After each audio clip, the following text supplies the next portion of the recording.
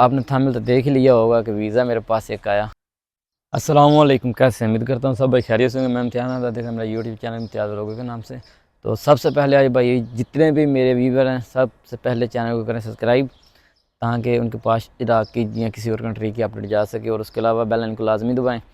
तो आपने थंबनेल तो देख ही लिया होगा कि वीज़ा मेरे पास एक आया ना। एक बाज़ार में एक दुकान है, ठीक है, बुरखे वाली दुकान है। तो उधर काम है, मतलब एक लड़की चाहिए, क्योंकि उधर लड़की ही काम करती है, उसको लड़की चाहिए काम वाली, ठीक है, जो बुरखे का काम जानती हो, ठीक है। तो उसके बारे में आज बात करता हूँ, कितनी सैलरी देगी या क्या सूरत हाल है, जो भी सिस्टम है, खाना रैश वगैरह सब कुछ मैं आपको बताता हूँ।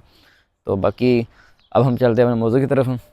तो बुरखे वाली दुकान है, उधर सैलरी है $400, ठीक है, 1 लाख और 20-25 हज़ार रुपया बन जाता है। तो उसके अलावा ये है कि वो आपको खर्चा पानी और भी देगी इजाफ़ा, अगर आप अच्छा काम करके दिखाएंगे।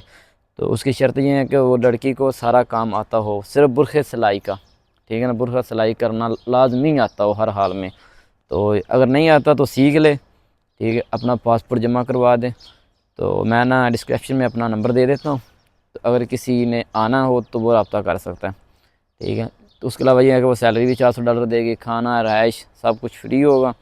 और सबसे बड़ी मज़े की बात ये है कि आपने उसके साथ ही घर जाना है काम करने। जिस लड़की ने इधर काम करने के लिए आना ना, वो उसके साथ ही घर जाएगी, ठीक है, उसके साथ ही घर वापस आएगी। वो मतलब वो कहती है कि मैं उसको अपनी सिस्टर की तरह रखूँगी।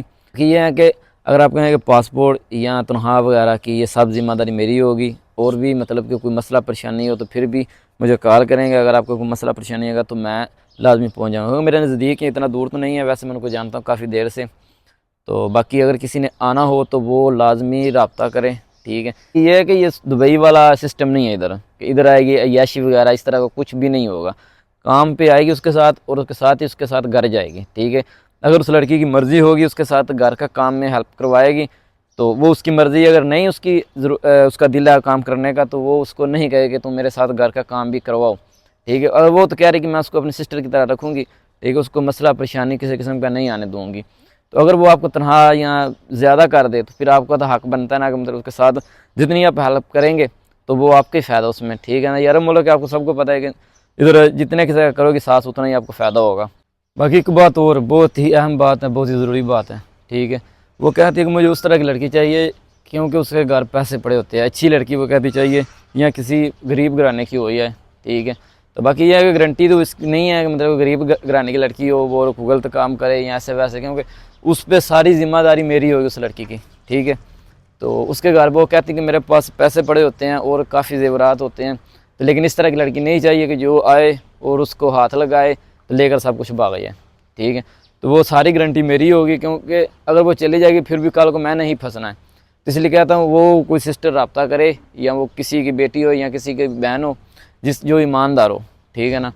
तो उसकी गारंटी टोटल मेरी होगी, उसकी तनख्वाह की और उसकी टोटली, ठीक है ना। कोई किसी किस्म की परेशानी नहीं है। मैं बार बार कह रहा हूँ दुबई वाला ये सिस्टम नहीं है इधर।